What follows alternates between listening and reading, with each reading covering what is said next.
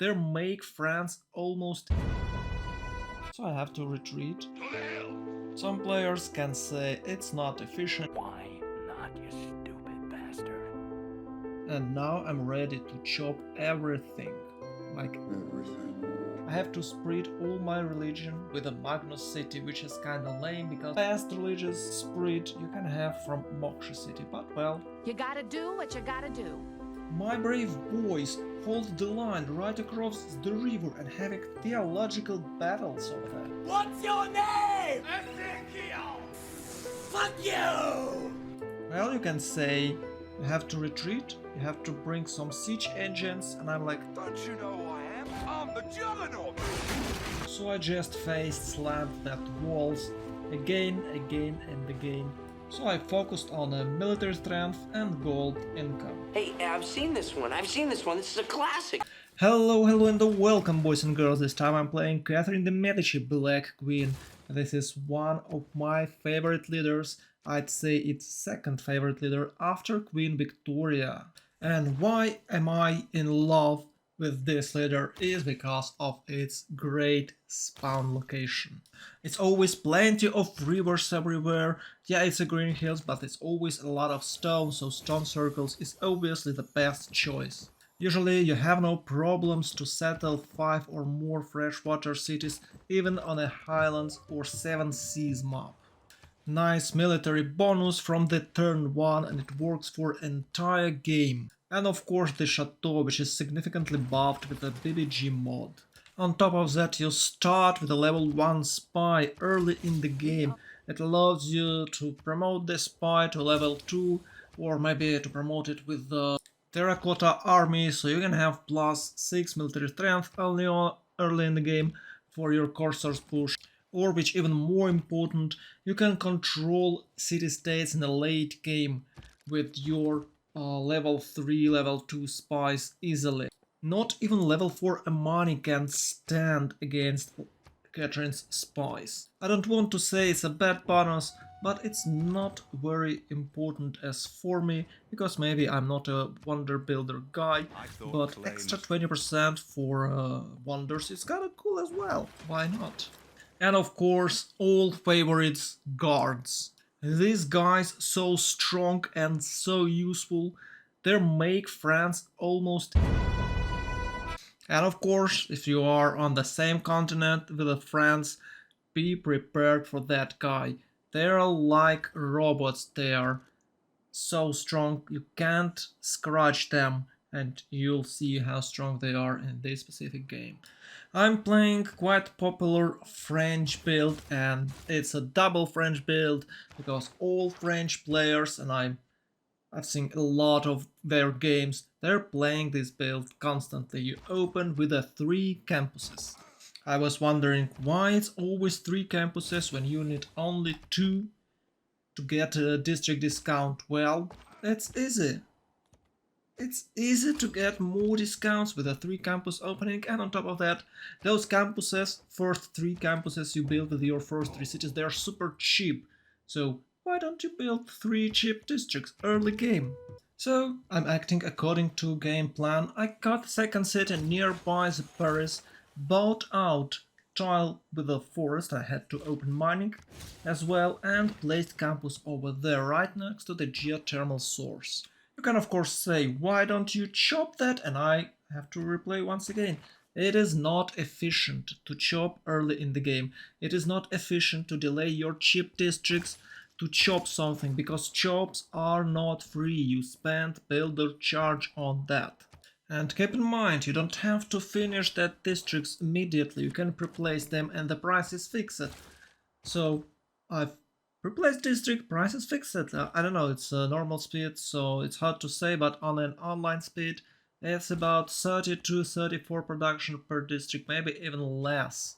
And this replace district tactic is efficient as hell, because amount production you get from chops is increased with time. So you replace district early on while you have few production with the chop, and the district is cheap, then you leave it. You build your settlers, builders, monuments, whatever you need to build. and then you chop something and it's like half, 66% of district with a single chop done. That's an amazing strategy, and you should keep that in mind when you're playing. So, long story short, always replace your districts. It saves lives. Well, it actually saves your lives, because if you don't, well, you're eventually gonna lose. As you can see, we have a little bit problems with barbarians, and I think I'm going to get another warrior because it's really hard to kill them all. And if you're wondering, yes, I took Stone Circle Pantheon, and you can see what a beautiful tiles I own. It's 2-4, 2-3, 1 marble and 2-3 stone. It's an extremely good tiles for that early game. It's +6 or even more resources per turn. Even though I have disciplined policy card, barbarian still attacks me hard and dealing a lot of damage even when they're attacking across the river. So I have to retreat and just bought another warrior. And look at that, I'm running with my scout trying to distract those barbarians, and met Philip. Hello, Philip, and I've met all 4 civs on the continent. While fighting barbarians, I reached a nice cattle tile and settle city with a 3-1 and bananas. And of course, I wasn't even expecting that forest fire that gives me sweet and juicy 3-3 tiles. I immediately pre-placed campus and start building it. Now I build campuses in 3 of my cities and they will be ready before next golden age. Nowadays people are not willing to rush a lot of cities. They're okay with just 3 to 4 opening cities. It's not like in the old days when everyone was trying to build 5, 6, 7 cities as soon as possible. So most of the players, and I am, still rushing early empire just to get governor title. Colonization policy card is not that popular. And that is another reason why this 3 campus opening so strong. I don't know how these bots are playing, usually they're building campuses as well, but I can assure you, 3 early game campuses gives you a lot of freedom. You just have to keep in mind that you must grow to 4 pops as soon as possible so you can build second district. Because the more tax or civics you opens, the more expensive districts became. So rapid growth is important for this strategy, and that is why France is one of the best civs because of the green hills. Once again, green hills are not always bad. If you can play them well, you will dominate the map. I delete currency a bit so I can build discounted Governor Plaza. But with this build it shouldn't be a problem. I'm having a bit more culture because of the marble. That is why I opened the Governor Plaza a bit earlier. Look at this. Reigns is going to finish campus in 1 turn, and because I'm opening with 3 campuses I can build discounted Governor Plaza and discounted commercial hub at the same time. It's only matters of population. So let me explain you how district discount work. You must build at least the same amount of districts that you opened, that you discovered. So I discovered writing, currency, and state workforce. So it's 3 districts for me opened: campus, commercial hub, and Governor Plaza. And I built 3 campuses, so I can build 1 discounted Governor Plaza and 1 discounted commercial hub.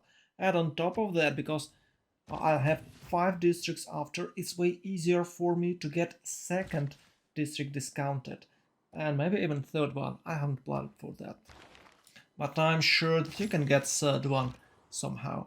And a district discount is a keystone of modern civilization. That is how every good players are playing. They're trying to build as many discounted districts as possible.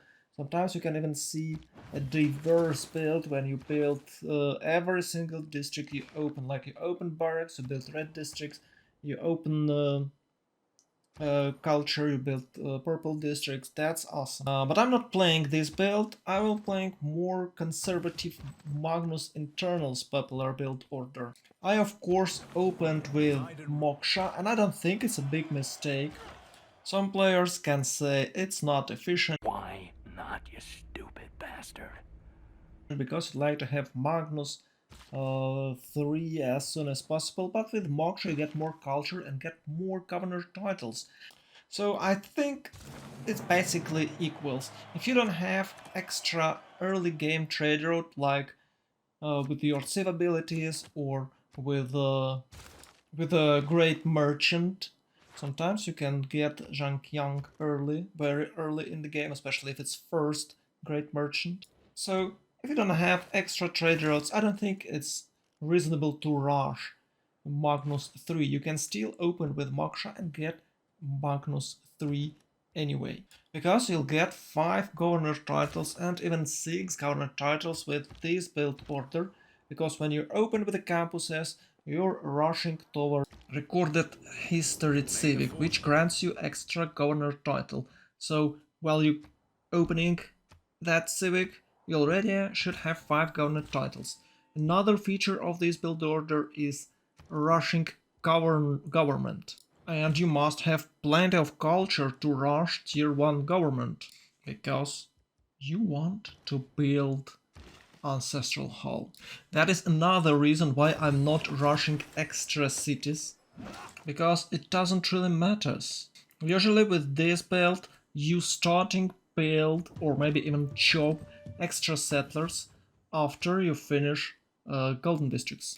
And because both of them are discounted, it's not going to take you long to build them. So while I was building Ancestral Hall, I finished few builders, and now I'm ready to chop everything. Like everything. So here I am, chopping settlers in the Paris. Because it's Magnus 3, you're going for left and right promotion. You lose no citizens. You lose no population in the city while building settlers. And on top of that, your settlers from Magnus City will have extra movement points. That incredible. With an extra speed, it's easier for them to settle, and it is not very important on a normal speed, which I'm playing now, but on an online speed, that extra movement grants you so much better tempo, because you have basically too few turns of the game. And with extra movement you can settle farther with the same amount of time and get better cities. So this strategy is super cool, I like it, it's popular, and finally community recognized the true Magnus potential. And of course I have to mention that Magnus was slightly reworked. His trade route bonus was split in 2 tags, which lead to these meta right now, and it might be changed if Magnus will be reworked back. But for me it feels so good right now. It's like when they reworked Pingala and Moksha, and now we have 2 governors, one for culture boost, another for science boost, because in vanilla you just build Pingala and you're good to go. I've built only 2 settlers in Paris because I'm out of chops, and I'd like to build Stonehenge because of the Spain. I guess it's a real strategy AI, or maybe it's a late game AI, but one of those mods that I'm boosting AI with. Spain is heavily focused on religion victory. Actually, it's the only civ that builds holy sites in entire game, because I have only 4 opponents, right? So we can have a sudden religious victory here, and I have to be prepared for that. And of course, Stonehenge is one of the best wonders to farm Ura squad. I'd like to have Golden Age as well. Because I'm playing normal speed, feudalism is 12 turns to go, even though I have 31 culture per turn. And I think to myself, it's a bit too much. So I'm about to finish 2 extra markets and get few more trade routes. You can even see I'm shopping for that.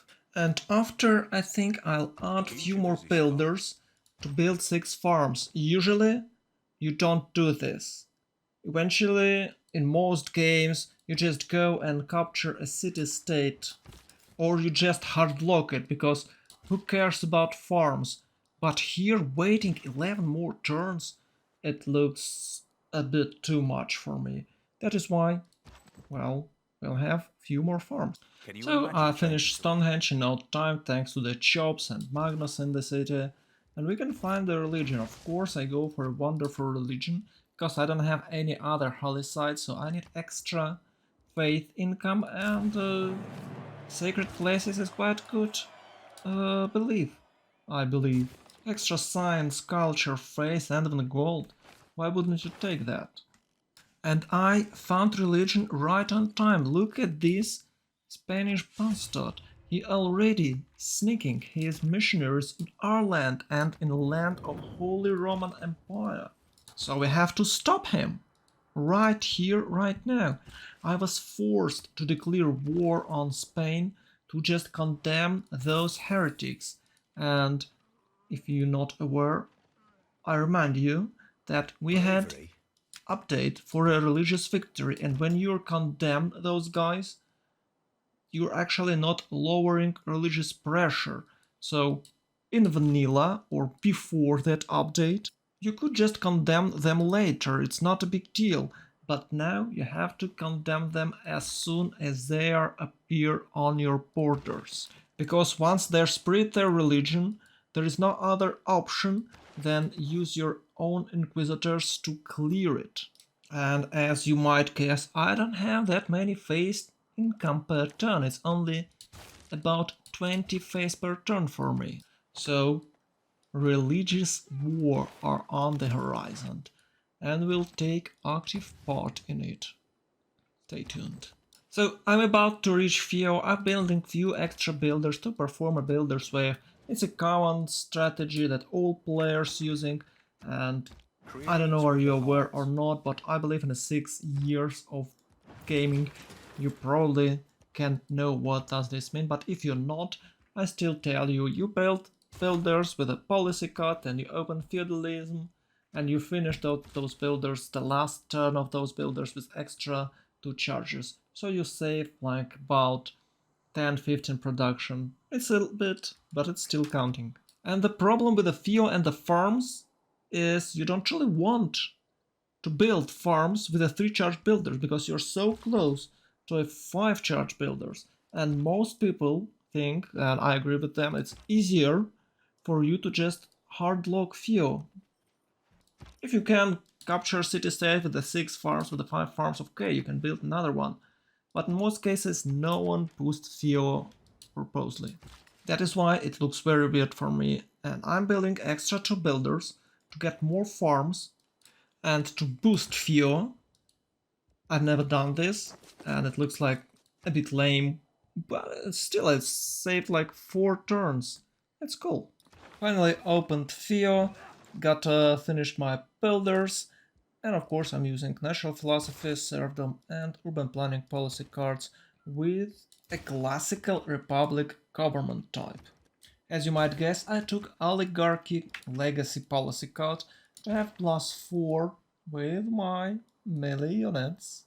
Paris reached level 7 with a Swamp Chop, and I have to say I didn't really want to build Holy Site over there, but because of Spanish religious aggression I have to have at least one Holy Site, and because I have found religion only in one city, in Paris, I have to spread all my religion with a Magnus city, which is kinda lame, because the best religious spread you can have from Moksha city. But well, You gotta do what you gotta do.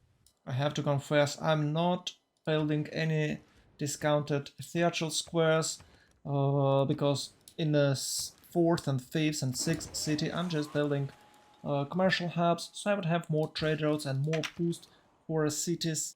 And within all cities, I don't really want to build that district over there, because I can't have nice adjacency bonus.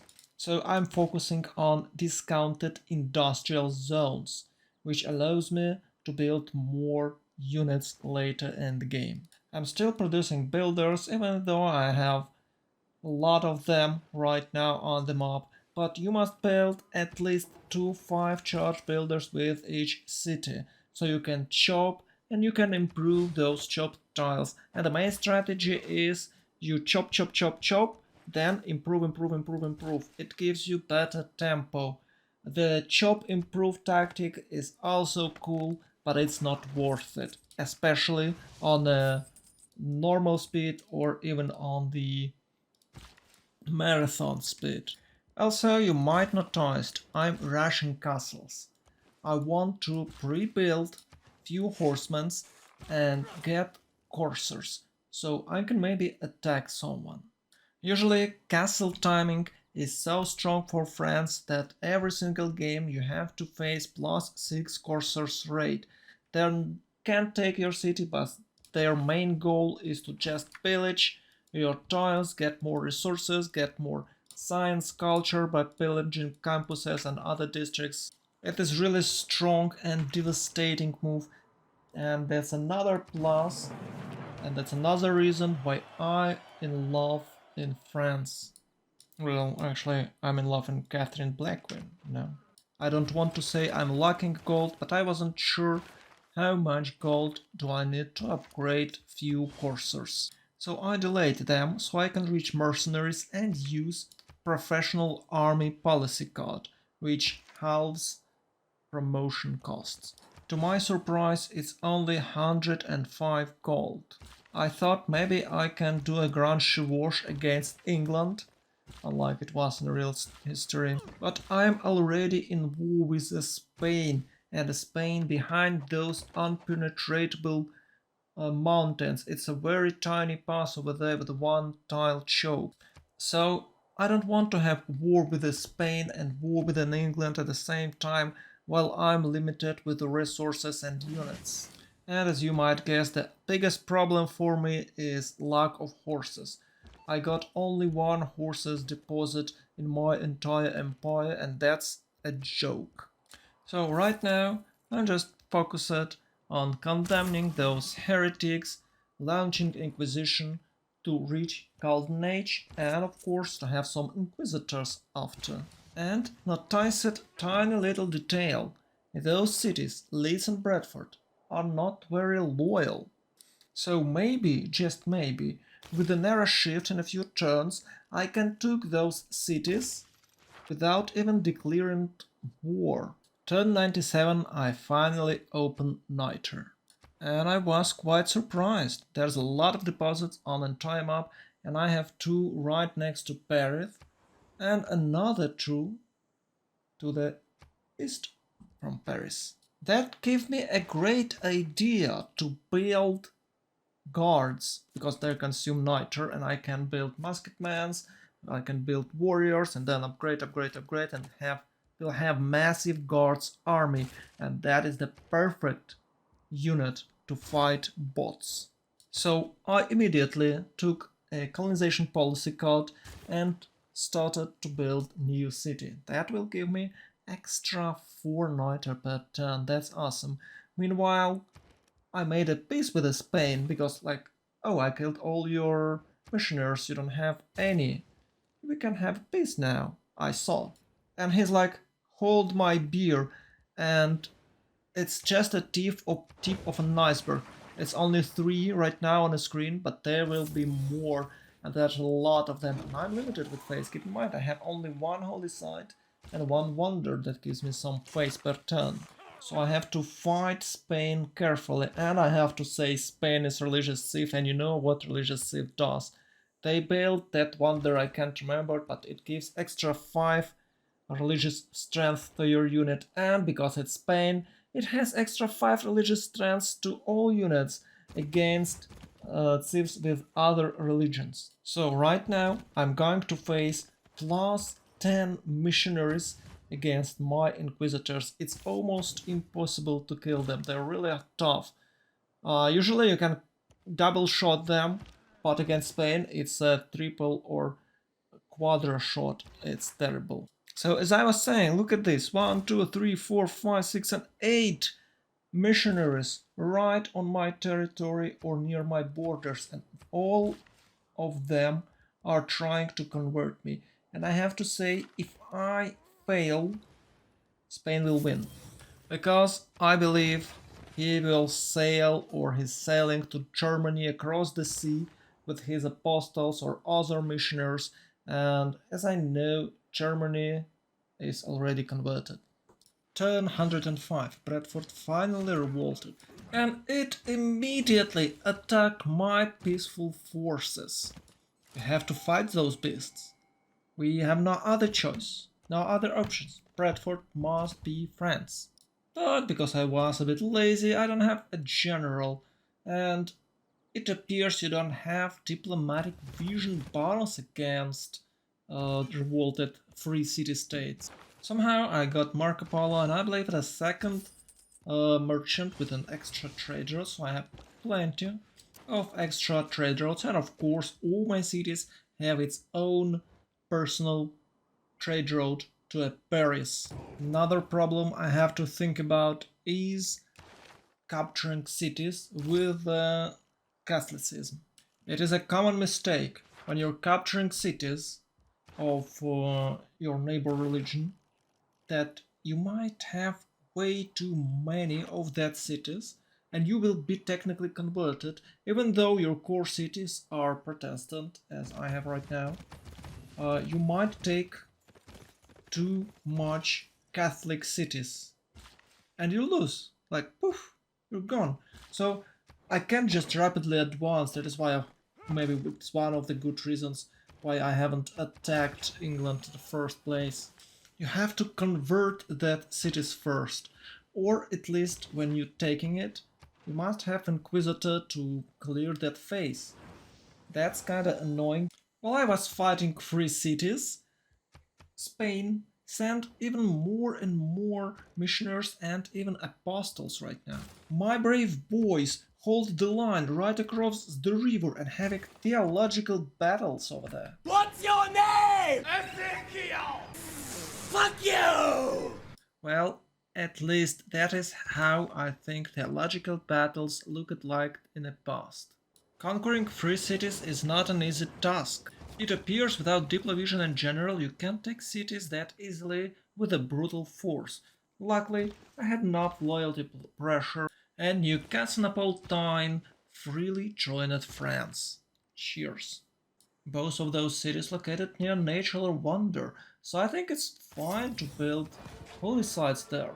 I will have to fight Spain till the very end. While I was struggling and was stuck in a religious war against Spain, we had a really nice congress with a production boost toward units. I don't know why, but bots are always voting for that production boost and never builds any units. I don't know what's wrong with them. They're voting for bonus production toward campuses, but they already have universities. The same thing. Those dummies don't know how to play its own game. That's quite sad. So anyway, I've rushed military science and upgraded all marketments I had. Thanks to that extra niter, I got a lot of them. But I couldn't upgrade any swordsmen and warriors, because I have never opened military tactics. PPG mod moves men-at-arms to military tactics, so they won't be so OP and you still can perform a night push. This is a really wise move. I really appreciate this, and mod does a lot of nice tiny things that looks logical but somehow not for a Pyraxis devs. I don't want to blame them. Civ 6 is the best 4x strategy game, but still, why would you give people so strong and so easy to reach unit? I have an idea, maybe so you can defeat deity AI without even trying. Think about that. I was planning attacking England from the very first turn of the game, and I sent few trade roads to have a road toward its cities, but still I got a clog around England border. And while I was struggling there on a real front, some imaginary guys are keep converting my cities. I already have no Inquisitors' charges. I'm fighting them, but there's still more and more and more apostles, and they're quite strong. You can see right now 7 or even 8 apostles and 3 missionaries on my territory. That's the real struggle, not the combat, but the mind's battle. We finally reach Leeds walls with the guards, and the city is so soft that it's melting with every hit. I even built few trebuchets to get boost and to destroy walls and have a siege tower, so it's not an issue for these guys to push through. As always, one of guys who you're not fighting with standing right next to the city and doesn't let you to pass through his units like Spain doing right now with his great general. So I couldn't pillage campus and lost few hundreds of science, which means I'm delaying with all science stuff. And I have only 149 science per turn, so each campus pillage is like an extra turn for me. And to be honest, I was so disrespectful toward AIs that I managed to lose a trebuchet over there. That's a shame.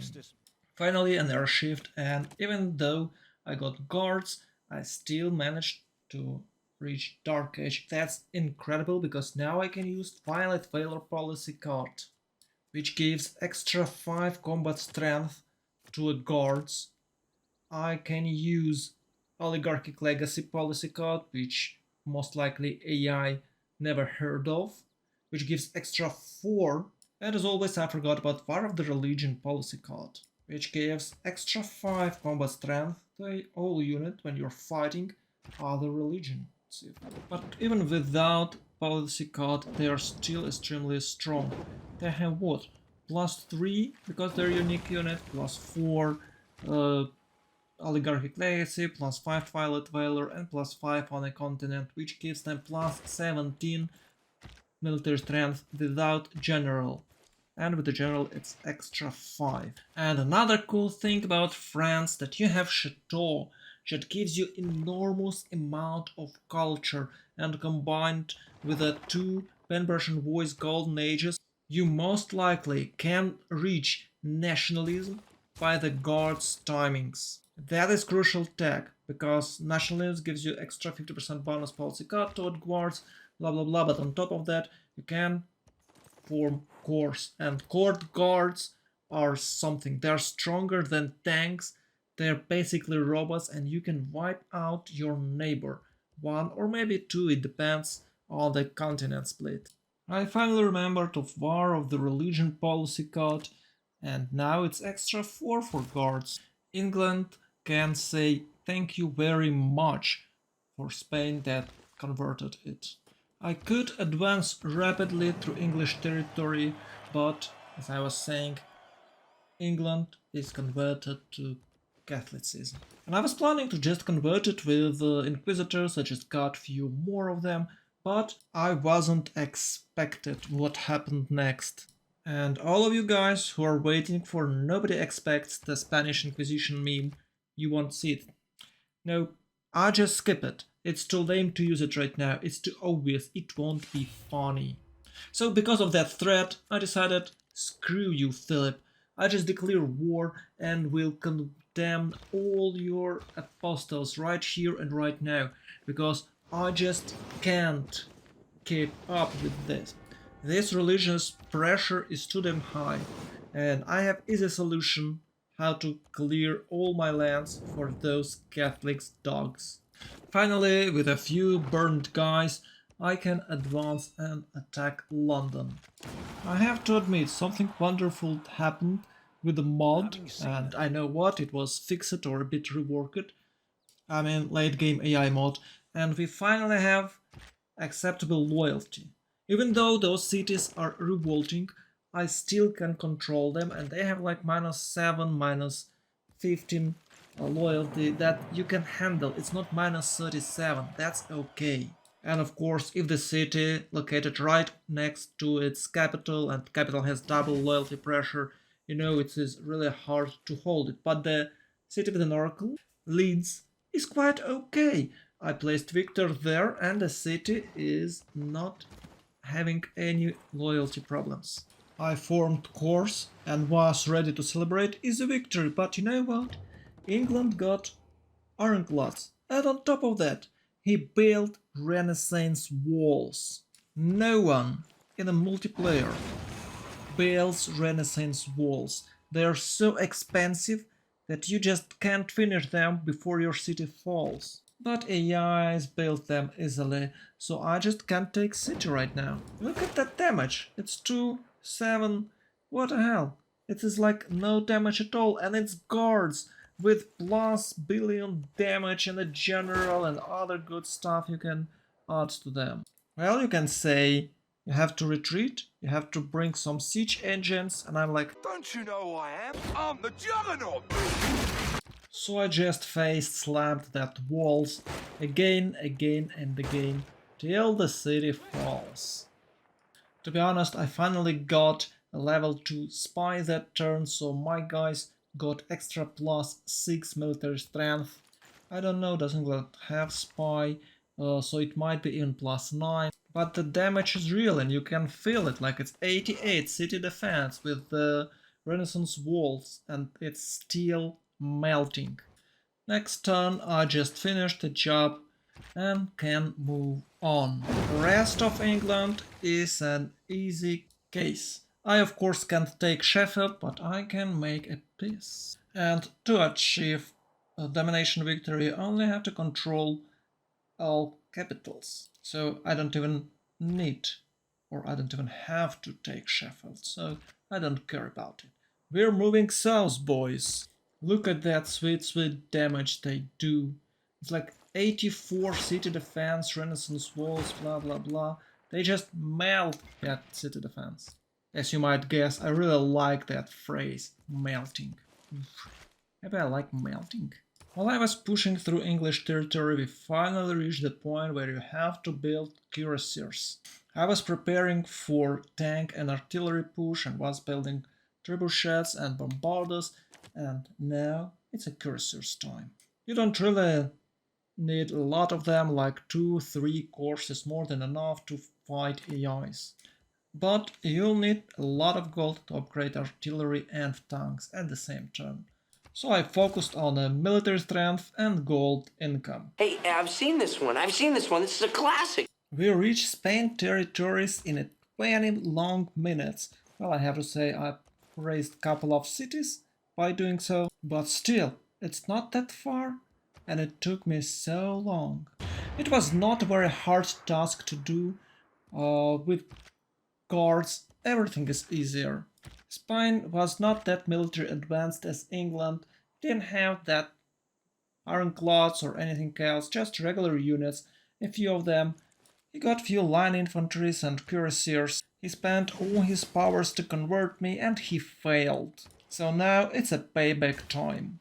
I also attacking his eastern borders with a couple of cuirassiers and rebuilds for artillery. So he will not have any chances to escape his fate. I leave no cities behind because I'm not planning to take all his territory, I just need to control Madrid. So I just raised Cordoba, easy peasy. Madrid also had Renaissance walls, but who cares about walls when you have 5 juggernauts on your side? Look at that damage, kaboom, kaboom, kaboom, it's like I'm having a siege tower, but I'm actually not. It's just their pure damage. With the walls penalties. Jesus Christ, those guys are incredibly strong. Next turn, Madrid fell. I left few units garrisoned so we can protect it from any other options we might lose it because of Spain activity, and moved toward German borders. With all my gold, I upgraded as many units as I could, and you might see that I have negative gold income. So, what do you do when you have negative gold income? That's right, you just pillage your neighbors to the Stone Age. Pillage economy is the best economy, because you can focus on a military production. So what we do here, we're just trying to reach Aachen. It is the capital of Germany. And once we'll reach it, I guess, the game is done. But you wouldn't believe what happened next. With all my generosity, I make peace with Philip, and look what he did. Look what he did the moment I sent him a peace treaty. He just attacked me. He slammed my territory with all those missionaries and apostles. That crazy dude. And I believe if AI had a little bit more brains, they would easily beat a player. Because they do have crazy bonuses. And that religion thing is so annoying. The worst thing than religion is a diplomacy into game. The Congress. Congress is absolute shit. I'm sorry about that. But anyway, the game is about to end. Aachen is surrounded and it will fall in a few moments. Few artillery shots and a few tank hits, and the city is still holding. That's quite crazy and quite strong city, to be honest. It's not even a victor city. It does looks like I have at least +2 diplovision against Germany. Let's just enjoy the final moments of this game. I have to say I was playing level 8 deity bots because it's too hard to play insane. I didn't want to move all my units for another turn, so I just attempted and focused on the city destruction. And there you go, boys, final charge. Cheers! I specifically did it with God Imperial unit, because those guys carried. Though its face may change throughout the ages, history is written from the hand of the victor.